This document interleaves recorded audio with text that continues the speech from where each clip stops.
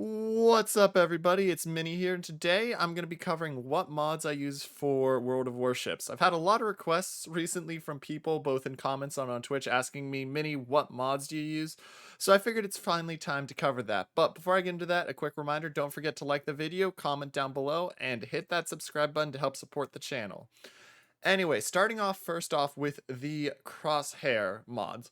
The only mod I have downloaded is the dynamic nomogram Stiv 372. Typically, I use the static crosshair number 12 that's already in the game, but if you're looking for a dynamic crosshair, I quite like this one because of the fact that you get not only the standard 20, 40s, and 30s that are on here to help you out, but you also have these lines to help you deal with when they are at a weird angle, or especially if you're using a spotter plane. I find it makes a big difference.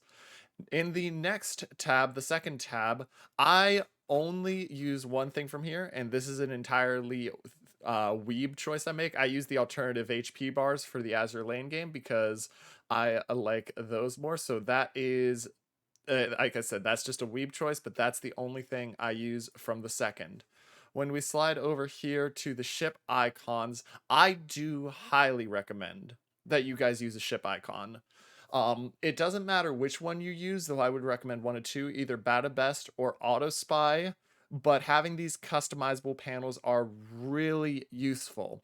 It shows you obviously your allies' HP, it shows you opponent's HP, and as you can see there on the settings, there's a lot of options you can use. For example, you can click it off so you don't show killed, so as people die, you can see only who's alive.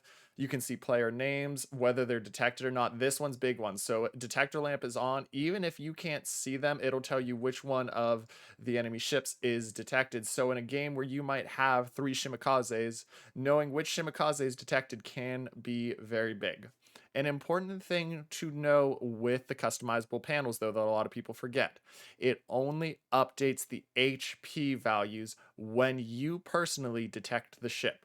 So what that means is if I see the Richelieu here at the beginning of the game, but then I don't see him for another 5 minutes, he may have taken 40% damage, but he's still showing up as full until I can actually in my ship physically turn and see him, not just on the mini map, but I can actually see him within my detectable range. So that's an important thing to know when you're using this, that is something you have to be careful of. Beyond that, nice thing is you can scale panels, HP bar heights, HP bar saturation, which makes a very valuable difference. And this is a must have in my opinion. AutoSpy Minimap gives you a little bit more information in a different way, but neither one of these is a bad choice. Over onto Ship Shell, I don't use anything from Ship Shell. Removing camo, I don't like because I personally love to know when an enemy ship is actually naked and not when just its camo's been removed. So that's a big thing. And while some of these camos are pretty cool, I don't personally choose to use them because the only ones that can see it are you and if somebody else has the same mod. So I don't find any of those worth it. Now into the combat modifications, which there's a lot of big ones here I really think you should use. You're welcome to use any ones, but these are the ones I highly recommend. Running lights is really nice. The way running lights work is if the ship is reversing, you'll see a red symbol above it. If it's not in motion, it's yellow, and if it's moving forward, it's green. That is really helpful for when you're trying to figure out, is that ship at 25 kilometers moving forward or not, because you can't tell with the seas and such. So I recommend this one. Important thing to note with it, as it says down here, the modification does not show the changing state, so you won't know if it's slowing down or speeding up unless it's going back and forth between yellow and green or red and yellow, but it does help. Next up, score timer. A lot, if not all, of the top clans run score timer because this is one of those mods that honestly I think Wargaming should just put in the game. This simply tells you who's going to win. As you can see here, it shows you how much time into you win via caps versus how much time they do. And the other important thing is it can really help in those cases where there's less time in the game remaining than there is points to be scored. So the game's going to end before you point out, and knowing if they're going to catch you or not, etc. I also like to use Regen Assistant just to really help out with making sure I'm getting the max value out of my heals, because a lot of times I felt like my heals were awkward and I wasn't sure. So this helps me make sure I'm getting as much value out of them as possible.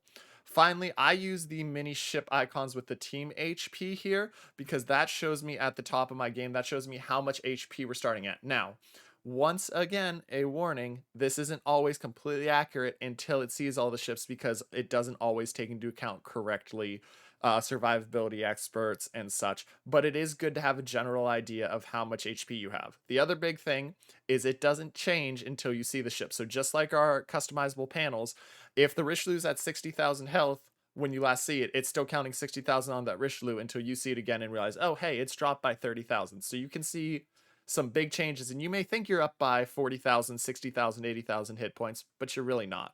And then finally on this one, I use the AUTOSPY mini-map. I love this one for a variety of reasons. One of the biggest is you can just barely see here, alternative crosshair for the mini-map. When you're mini-map crosshair firing, having the X instead of the circle is so useful.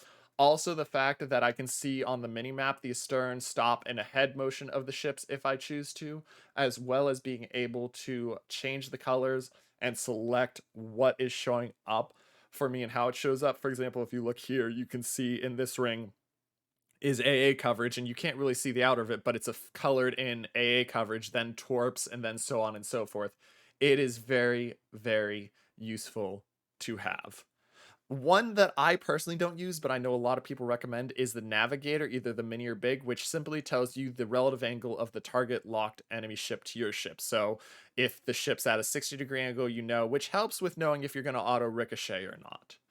For in-port modifications, I use a couple. First off, I like to have the vertical tech tree. This shows me all ships in the game client, including ones that are not available for purchase or being tested, because it's a good idea just to know, hey, what ships are you missing from the premiums, as well as it gives you a chance to actually look at a lot of those ships details and equipment that you can't see. So for example, if you don't have a Kaga but you have this downloaded, you can go in and look at the Kaga's information. If you don't have an Emerald Dragon, you can go in and look at that, which I think is a huge advantage. I like to run session stats just to see how I'm doing.